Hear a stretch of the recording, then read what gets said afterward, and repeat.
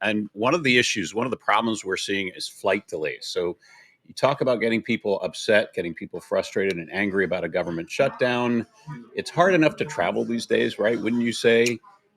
With weather delays and other issues There that was come along already a with it. shortage of air traffic controllers prior to this that came out of COVID. And it is now a little context here. The last shutdown was the longest ever, 35 days in 2018 into 2019. And what really put the pressure on? Flight delays and frustrations at airports. We've seen thousands of those delays from coast to coast since this shorter shutdown. Transportation Secretary Sean Duffy says one of the reasons for staffing shortages at the airports, growing number of air traffic controllers who've now been calling out sick. They also don't know when they're going to get their next paycheck. Paychecks are on hold during the shutdown. USA Today consumer travel reporter Zach Wichter is joining us here on Connecting America this morning. Zach, thanks for being here. We appreciate it.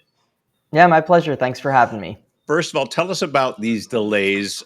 Are they expected to get worse as this goes on?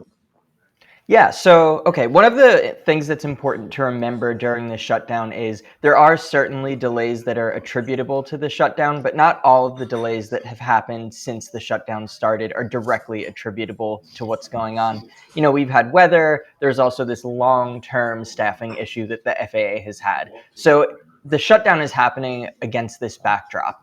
That said, we have seen some airports have to delay flights coming in because of specifically shutdown related air traffic control issues. Staffing in some of the towers has been even lower than it already was. And so the longer the shutdown goes on, the more likely it is that air traffic controllers are not going to be able to come to work because they're missing their paychecks. There's too much stress on them. They might have to pick up an odd job to help bridge the gap. And so, as you said, in previous shutdowns, we've seen the longer it drags on, the more impact it starts to have directly on flights, and that exacerbates the problem for everyone. And unfortunately for everyone, I'm checking the betting markets this morning. They say the shutdown will last 25 days, and it's just been aligned pretty much straight up in terms of less optimism day by day. So tell us, what's your advice to people? Should they hold off on booking travel?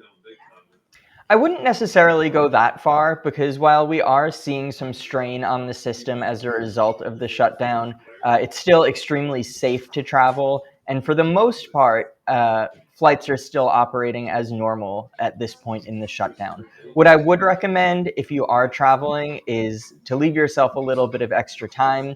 You know, TSA officers are also working without pay, and so we may see the same staffing issues at TSA lines, which means security lines could wind up being longer the longer this shutdown drags on. And so the most important thing is just going to be patient, leave yourself a little bit of extra time, um, and be prepared for some disruptions when you travel if the shutdown really drags on.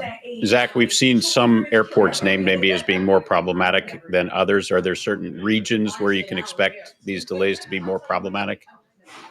It's really hard to predict. We've seen sort of pop-up delays at different places. So the first airport that reported a serious problem was Burbank in California. They had a number of air traffic controllers who were unable to go to work one night. The tower there was unstaffed for the evening. That led to delays at that airport. The next day, it sounded like things got back to normal at Burbank, but we saw a similar problem in Nashville. And so it's really unpredictable. It's just a matter of the specific conditions on the on the ground, I guess, at each airport. Yeah, some people were kind of stopped in their tracks when you just said that. Unmanned air traffic control tower. That sounds terrifying to me. Should people be concerned about their safety? No, there are no real safety concerns as a result of this. What the FAA does in situations like that, and that's why we're seeing these delays, is they slow the number of flights that are coming in, or they reduce the number of flights that are coming in, so that the air traffic controllers who are kind of patching that gap in the system are able to handle the flights that are operating safely. That's why we're seeing delays and not crashes, right? So it's still extremely safe, and the FAA and all of the stakeholders are trying to keep traffic volumes manageable for the air traffic controllers who are still working through this. All right, total curveball for you, Zach. Aisle or window? And for someone that travels like you, any tips on where we should be sitting in the airplane? For me, it really depends, especially on a long flight. I do prefer the aisle. If I'm flying overnight, I don't want to have to wake someone else up if I need to Yeah. use the Mhm. restroom. But on a shorter flight, I definitely prefer to look out the window. And so I think it really comes down to what each individual traveler feels the most comfortable with. It depends also, like, if it's 2 seats and you're next to your a spouse or, good friend, you don't mind, waking them up to say, I gotta get up because I like the Right. window so I can Freaking sleep. lean Yeah, against it and same, sleep. same. Zach Wichter, thanks so much for being here. Appreciate it.